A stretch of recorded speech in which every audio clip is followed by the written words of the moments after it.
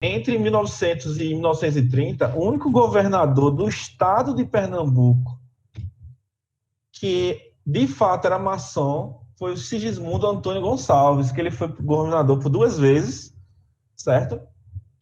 E também, antes da fundação do que a gente conhece hoje como Grande Oriente de Pernambuco, em 1926, aqui em Pernambuco existia a delegacia, certo?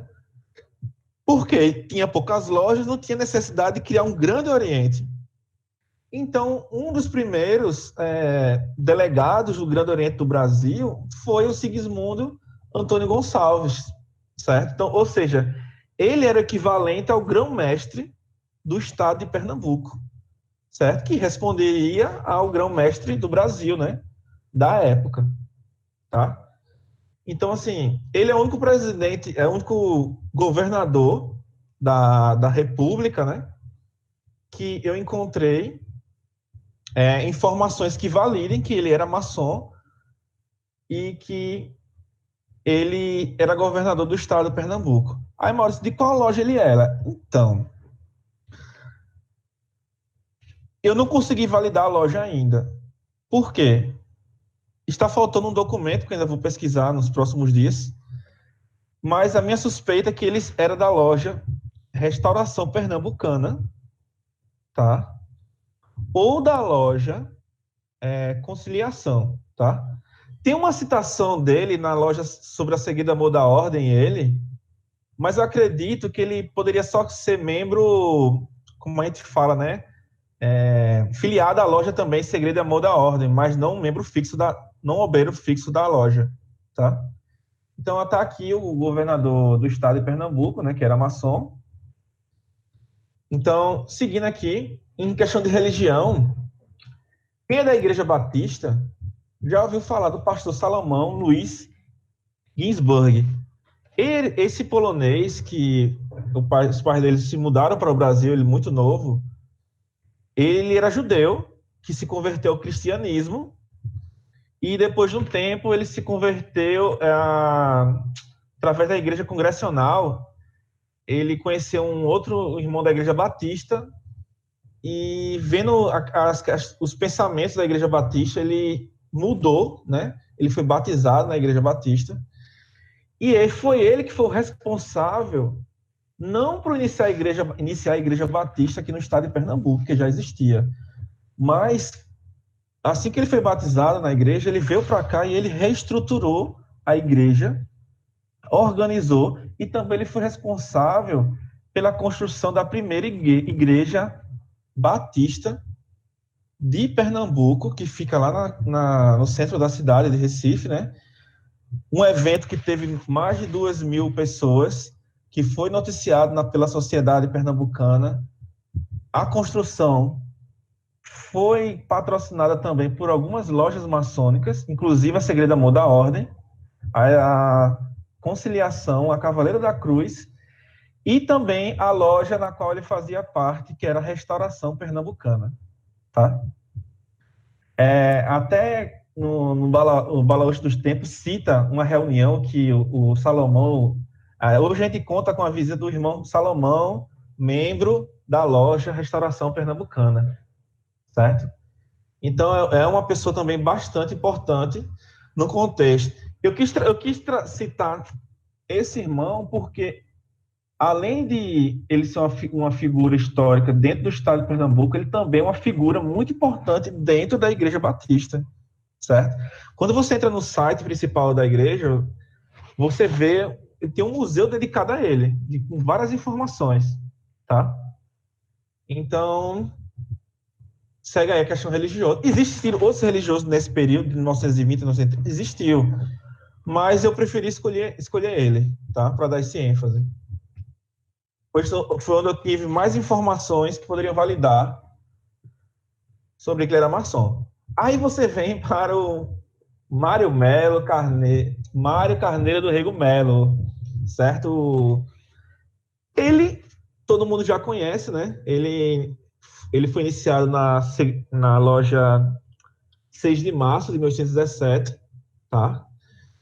Ele é autor de vários livros sobre a maçonaria. Eu, por sinal, tenho todos esses livros, eu consegui. E todos esses livros deles, sobre a maçonaria, está em domínio público. Então, vocês conseguem também, se vocês forem visitar o arquivo público de Pernambuco, como também Deu um branco agora, pessoal, no Museu de Arqueologia de Pernambuco, que fica na Rua do Hospício, também no centro. Certo? Que ele que foi o principal administrador daquele local, né? O Mário Melo. Lembrando que Mário Melo, ele foi expulso do Grande Oriente de Pernambuco, tá? Porque ele foi um dos membros maçons, certo? Que se juntou junto com o Mário Bering, né? Onde ocorreu aquela primeira famosa cisão, né? Da maçonaria brasileira, já no século XX, né? Que ocorreu em 1927.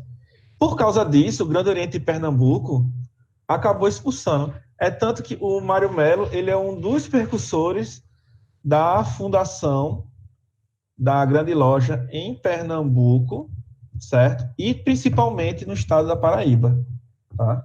Então, existem muitas informações sobre o Mário Melo na internet, tá? Principalmente no site da Fundação Joaquim Nabuco. Então, é uma boa referência para quem quer conhecer um pouco sobre a maçonaria de Pernambuco. Então, os livros dele, ele também foi editor e autor de várias publicações da revista Astrea, que até hoje é publicada pelo Supremo Conselho do Grau 33 da Federação do Brasil, que é o grau filosófico, né, do Rito Escocês Antigo Aceito, que fica no Rio de Janeiro, onde a gente conhece popularmente como Jacarepaguá, né? Tem São Cristóvão, que é do Grande do Brasil, e tem o Jacarepaguá, como os membros maçons conhecem. Então, ele tem várias ele publicou várias informações sobre a maçonaria da época em vários jornais e revistas e periódicos daqui do estado de Pernambuco, tá? A maçonaria, já nesse contexto moderno, ela sempre foi discreta, mas quando você pega jornais e livros, até livros escolares da época, você vê que ela está em todo canto, certo? Mas pós Getúlio Vargas, você vê que é como começassem a tirar a maçonaria da história do Brasil. E conseguiram fazer isso, né? É tanto que a influência que a ordem maçônica tinha naquela época já não é tanto nos dias de hoje. Então, por isso que é bom conhecer a história da ordem, a história da sua loja, a história do seu local, do seu oriente, para você entender o que está acontecendo hoje. E a gente vem aqui para o Manuel Arão de Oliveira Campos, um membro muito respeitado dentro do cenário maçônico de Pernambuco, membro ativo da Loja Cavaleiro da Cruz. Existe hoje uma escola pública ligada ao estado de Pernambuco, chamada Manuel Arão, que fica no bairro do Cordeiro, certo? Eu ainda tô tentando validar se essa escola é a mesma escola que a Loja Cavaleiro da Cruz fundou na década de 10, que levou o nome do Manuel Arão por ter dado a iniciativa de criar uma escola que fosse sustentada por uma loja maçônica, tá? É tanto que quando você chegava na loja, embaixo tinha um tapete com escrito Escola Manuel Arão, aí tem lá, como fosse responsável pela Loja Cavaleiro da Cruz. Então, sempre tinha informações lá sobre a loja maçônica. Hoje você não vê isso. Hoje é um negócio bem difícil de você saber se tem alguma loja maçônica que é responsável por escolas, como tem em João Pessoa, em Carpina e no interior de Pernambuco, mas naquela época ficava estampado em vários locais, assim, aberto ao público, certo? Então, o Manuel Arão, eu posso dizer que, como o Mário Melo, certo? Ele também é uma das figuras mais importantes do cenário maçônico do estado de Pernambuco. Então, eu aconselho vocês a dar uma estudada também sobre ele. Tem muita informação, principalmente na Fundação Joaquim Nabuco. Eu trago aqui para vocês o nosso irmão, João Pessoa Cavalcante de Albuquerque, que hoje a a capital da Paraíba, leva seu nome. Ele não é pernambucano, mas eu quis trazer ele porque ele estava em Recife, né, na Rua Nova, na confeitaria, se não me engano, a Glória, quando ele foi assassinado, né? E segundo o Balaúste dos Tempos, né, ele fala que no mesmo local tinha irmãos da Cavaleiro da Cruz que testemunharam o assassinato, né? Que foram os primeiros a socorrer e as primeiras pessoas que tentaram levar ele para o que seria o hospital da época eram justamente membros da ordem maçônica, tá? Então, essa figura histórica aqui, que foi o pontapé inicial para a Revolução de 30, que eu trago ele também para que vocês conheçam um pouco. Então, um pouco sobre as personalidades maçônicas da época.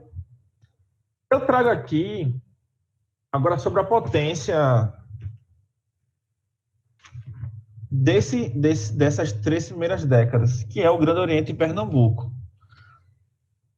Mais uma vez, algumas lojas insatisfeitas com o poder central, que era o Grande Oriente do Brasil, abandonaram, certo?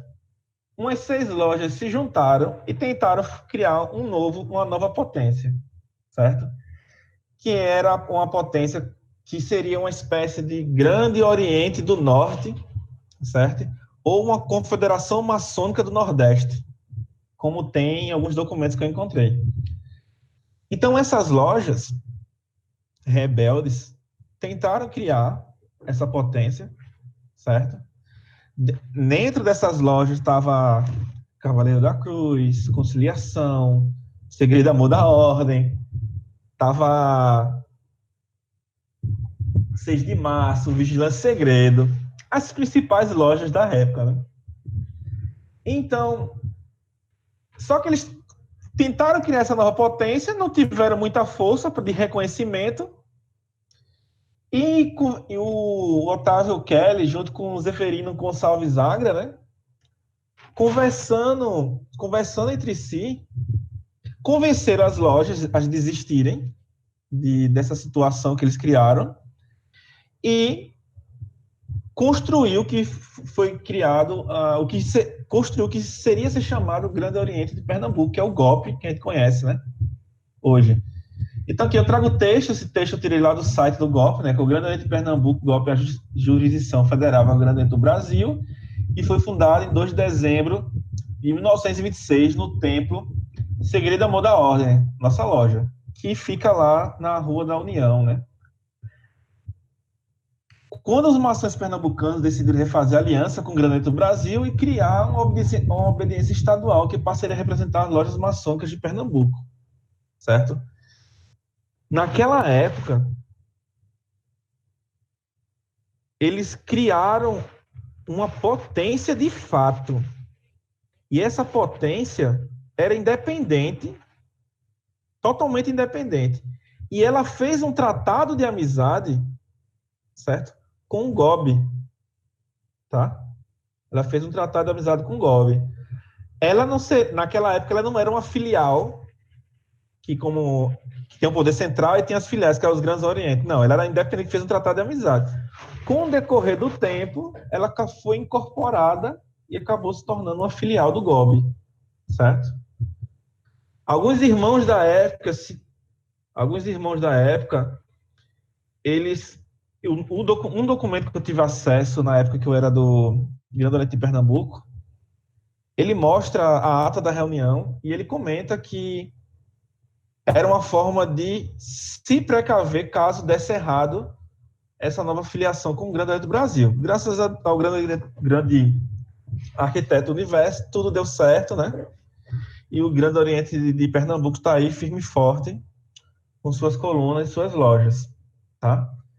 Então, o que a gente pensa hoje, que é tão simples, as potências, tem todo um histórico por trás que eu acho que é dever de todo maçom do Oriente, de Pernambuco, conhecer um pouco da história e não ficar só se baseando em achismo ou informações que são contadas. É bom sempre ter um documento que possa validar essas informações, tá? Criou a potência, criou o Grande de Pernambuco, as lojas de Pernambuco começaram a crescer rapidamente. Começaram a surgir novas lojas dentro de Pernambuco, certo? Onde só existia algumas lojas na capital e umas 3 ou 4 no interior, praticamente esse número dobrou, certo? Na primeira palestra, eu trouxe as principais lojas daquela época, certo? E hoje eu vou trazer mais lojas que tá dentro desse período, que foram fundadas dentro dessas 3 primeiras décadas. Eu trago aqui umas fotos do tempo da conciliação, de 1910, que eu peguei lá no IFAM. Olhem só como a frente da loja Conciliação, tá? Hoje, a gente sabe que onde tem esses coqueiros, tem prédio, né? Que circula todo o ambiente. Ela fica escondidinha por trás desses prédios. Aqui é uma das salas, certo? Então, a loja Conciliação era um local de grande renome e de encontro da sociedade pernambucana, certo? Então, grandes eventos ocorreram no local. Eu trago um breve texto aqui, né, que o irmão doutor Zeferino Gonçalves Agra, ele que se assentou-se, certo? A pedra, e naquela época, a construção desse prédio, eu fiz a conversão em reais, custou mais ou menos 1.250.000 reais, certo? E durou mais de 10 anos, quase 10 anos, para ser totalmente construído. As esfinges que tem ali na frente, que tem o mito que vieram do Egito, não existe nenhum documento que comprove isso, tá? É tanto que um irmão nosso, o Sérgio, ele está fazendo uma profunda pesquisa sobre a loja, certo? Para validar muito dessas informações que são contadas no decorrer do tempo, dos anos, pelos irmãos, né? Que a gente sabe que é aquele velho telefone sem fio, né? Com o tempo as coisas vão mudando, né? Aí eu trago a loja Santo Jorge. Ela foi fundada em 1904, encerrando no tempo da loja Conciliação. O rito dela é de York e era composta por membros de origem inglesa que residiam em Pernambuco. A maioria eram empregados pela ferrovia Great Western do Brasil. Essa loja, quando abateu colunas aqui em Pernambuco, ela se mudou para São Paulo. Ela continua ativa, ligada diretamente à grande loja unida da Inglaterra, certo? Porém, dentro do estado de São Paulo. Há uns anos atrás, o GOB reergueu a loja, reconheceu a antiguidade da loja e hoje essa loja é ativa também dentro do Grande Oriente de Pernambuco. Porém, a documentação dela, a original, provavelmente deve estar com a loja inglesa que está em São Paulo, tá? Porém, o irmão Sérgio, ele também está buscando e pesquisando vários desses documentos, certo? Como também tem um outro irmão que também está pesquisando sobre as lojas inglesas do estado de Pernambuco, tá? E fazendo um bom trabalho aí também. A gente vê a loja Pelicano. Foi fundada por uma descendência da loja Vigilância e Segredo. Os dissidentes imediatamente resolveram fundar uma nova loja a que deram o nome de Pelicano, e como o Supremo Conselho não quis fazer o jogo destes rebeldes e não quis dar andamento aos papéis, o grão-mestre soberano comendador Macedo Soares arbitrariamente autorizou o funcionamento desta oficina. Meus irmãos, a loja Pelicano, certo? A fundação dela, existem várias controvérsias. Porém, em documentos de nossa loja, atas antigas da época, atas da Vigilância Segredo que eu tive acesso, e também comentários do Balaúcho do Tempo e o boletim, ou seja, são várias referências, certo? A loja Vigilância Segredo, na época, tinha 96 obreiros, onde quase 60% estavam inadimplentes. Esses inadimplentes simplesmente decidiram tomar o poder da loja. Certo? Não deu certo. Eles foram expulsos. Só que eles recorreram a um irmão que tinha assumido o grão-mestrado na época, porque o Macedo Soares estava afastado por motivos de doença. E esse irmão reconheceu esses irmãos dissidentes da Vigilância Segredo e deu a carta constitutiva para fundar a loja Pelicano. Tá? Nessa mesma época, é engraçado, porque nessa mesma época, existe até informações no Diário de Pernambuco da confusão que ocorreu dentro da Vigilância Segredo, que deu até caso de polícia, certo? Então, assim, tem muita informação, não vou dar muitos detalhes, que isso é um assunto muito mais, assim, interno da ordem, mas quem quiser, eu posso, depois me procura no privado, se for irmão, que eu posso passar algumas informações para vocês pesquisarem e entender como foi essa história por completo da fundação da loja Pelicano. Então vamos lá, né? A loja bateu coluna, ela não durou nem 3 anos. Por quê? Má administração. Por aqueles mesmos irmãos que brigavam por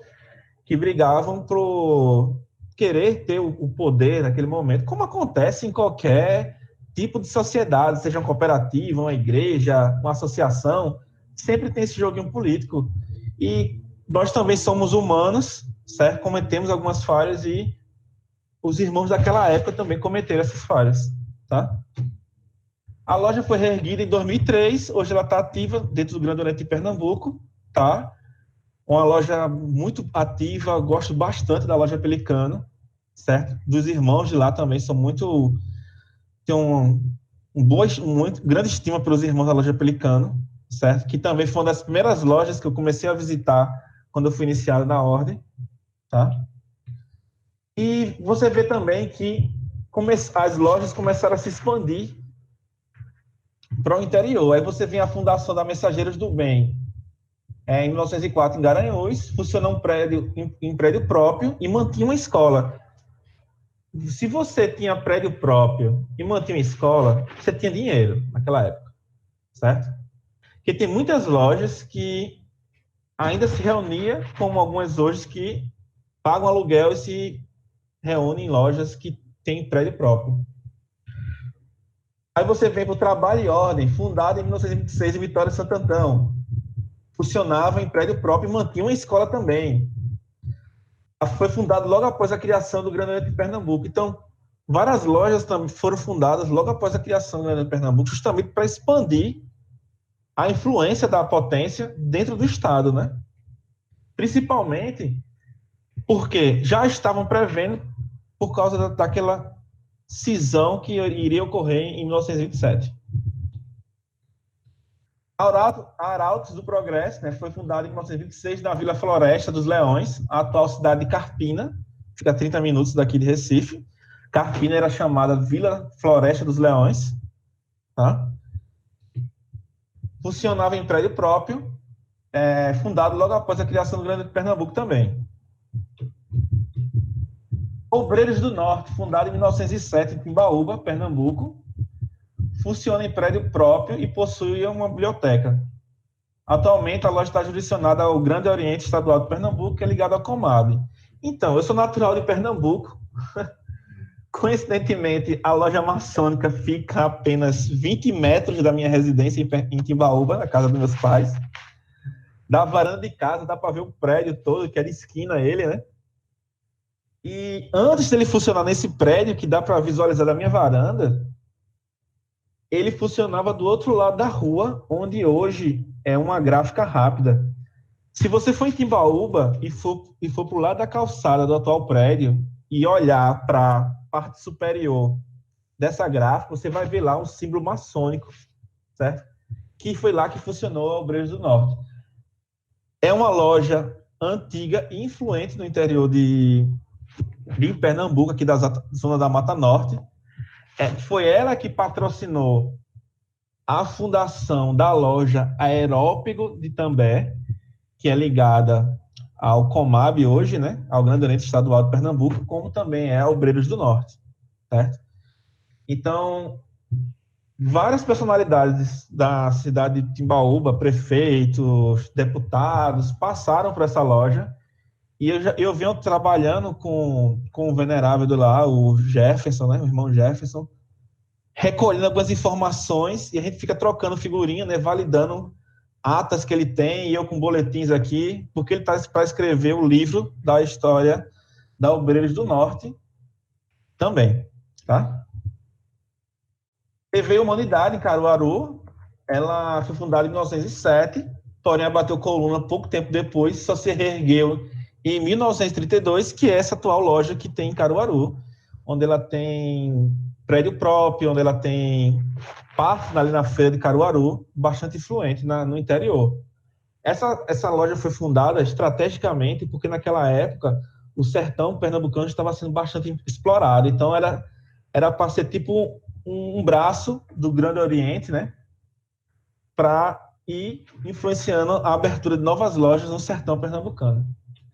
Aí daí veio a Aurora Pernambucana, fundada em 1909 em Quipapá, Pernambuco, chegou a virar a loja capitular um ano depois, porém abateu coluna pouco tempo depois. Então, assim, uma loja que foi fundada e um ano depois já vira capitular, ou seja, dos graus filosóficos, então, assim, já tinham bastante influência, uma boa quantidade de membros, né? Porém, a única coisa que eu entendo, dá para entender nas minhas pesquisas, é o seguinte: a maioria dessas lojas que abriram e abateram colunas foi que houve má administração, falta de gestão de fato, certo? Aí a gente vem para o Obreiros da Caridade, em 1909 também na cidade de Catende, certo? Por sinal, no site da Fundagem, da Fundação Joaquim Nabuco, tem falando sobre a loja, possuía prédio próprio. A Legionários do Bem, fundada em 1909. Opa, deixa eu pular esse slide que eu errei aqui. Não, é isso mesmo. Legionários do Bem, também fundada em Catende. Então, possuía prédio próprio, duas lojas no mesmo município. Tá? Então, você vê que houve uma expansão das lojas para o interior de Pernambuco, já que já tinha um número considerável de lojas na capital. Aí você conversa com algumas lojas, e você vê assim, minha loja tem 200 anos, minha loja tem 150 anos, mas é 150 anos de atividade ininterrupta? Ninguém sabe ter certeza disso, certo? Porque muitas dessas lojas, elas tiveram o seu reconhecimento de antiguidade já hoje em dia, recente. Então, o que acontece? Você vê um exemplo, a Vigilância Segredo.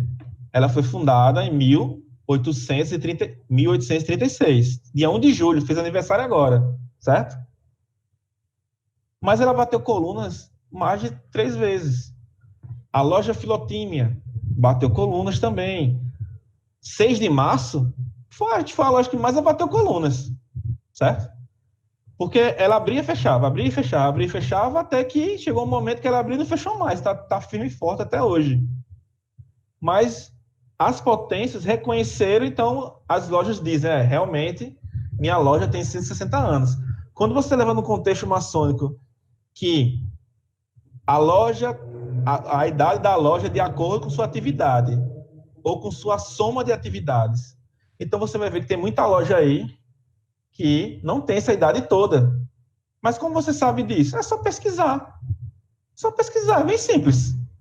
Só pesquisar. Por isso que quando eu tento fazer essa palestra, eu tento passar para os irmãos que tentem resgatar a história de suas lojas, certo? Escrevam um livro das suas lojas, junto a uma comissão de irmãos, pesquisem, olhem atas antigas, converse com outras lojas, se tiver alguma informação nas suas atas da época, o venerável com a comissão visitou a conciliação tal dia, vá lá na conciliação. Conciliação vocês poderiam deixa a gente consultar a ata dessa data aqui, só para bater uma informação da minha ata aqui, certo?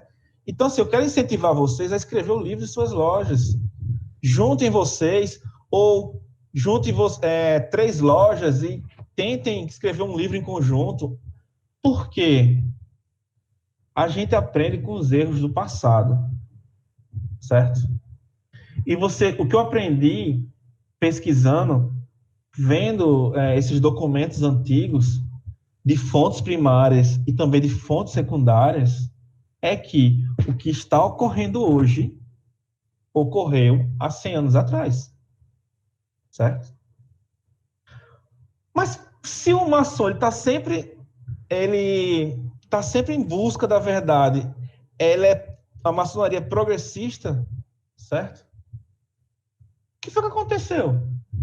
Ele não viu o que ocorreu no passado, não, certo? Isso eu não estou falando da ordem maçônica. Isso eu estou falando no contexto geral, seja da igreja, associações, cooperativa, conjunto de pessoas, certo? A nível Brasil, certo? Então, assim, não é um defeito nosso. É um defeito que está em vários núcleos, certo? Mas a gente tem a oportunidade de aprender com os erros do passado e tentar consertar isso para a nova geração. Então, vamos fazer isso. Vamos conversar, monte suas comissões internas, suas lojas, tente resgatar isso. Quer ver uma coisa interessante? A loja Cavaleiro da Cruz, ela criou um sistema de premiação para os seus obreiros. Então, se você é um frequentador, não falta uma sessão, aí, de acordo com o estatuto do regulamento externo, você ganhava uma medalhinha, um reconhecimento. Se você é um irmão estudioso, reconhece ele. Então, assim, fazer aqueles reconhecimentos internos dentro da loja. Onde é que a gente vê isso? Gestão, é só aplicar gestão organizacional, gestão de processos, dentro da ordem maçônica. Simples. Dentro do contexto do que as nossas leis internas exigem, né? E, então, assim, é só uma questão de adaptação, meus irmãos, certo? Então, era isso que eu queria falar para vocês. Eu até me estendi um pouco, tá? Era isso.